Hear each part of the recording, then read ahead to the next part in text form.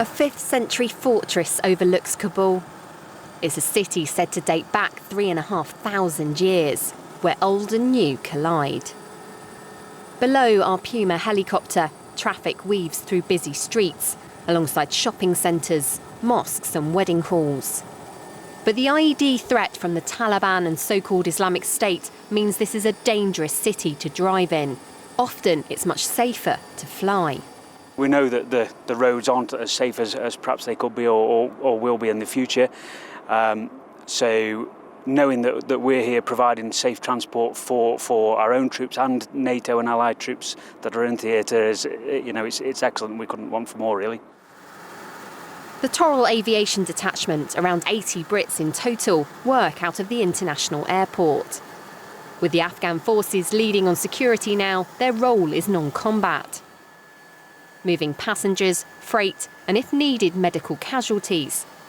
Their cover allowed 400 extra NATO missions to happen last winter.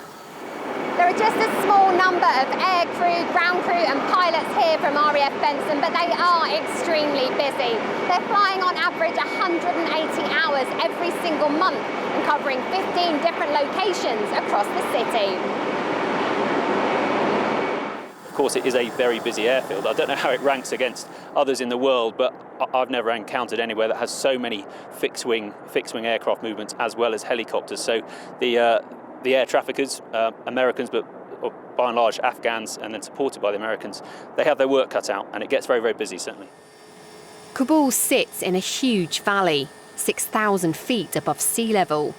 Its geography has a great impact on the weather here. For flying, it's monitored hour by hour. The winds pick up dust and can reduce visibility. And with the high temperatures and also being at high altitude here, the air density is quite low. So it's quite critical to forecast the temperatures and the actual density of the air. The Puma helicopter was chosen to succeed the Chinooks and Merlins in Afghanistan because it performs well in the extreme temperatures and high altitude of Kabul. With the heavy workload, crews swap every 3 months. It's essential the helicopters get the same TLC. We have sort of general servicings after every flight and before every flight as well. So before we do any maintenance on the aircraft, we have to do a servicing, which Kirk behind us would do that.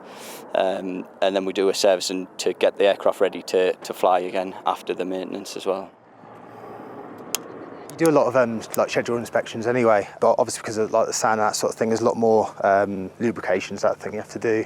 The hot air affects the engines quite a bit, so we have to do a lot more inspections on them really. So what sort of checks are you having to do on the aircraft when they go out and come back as well?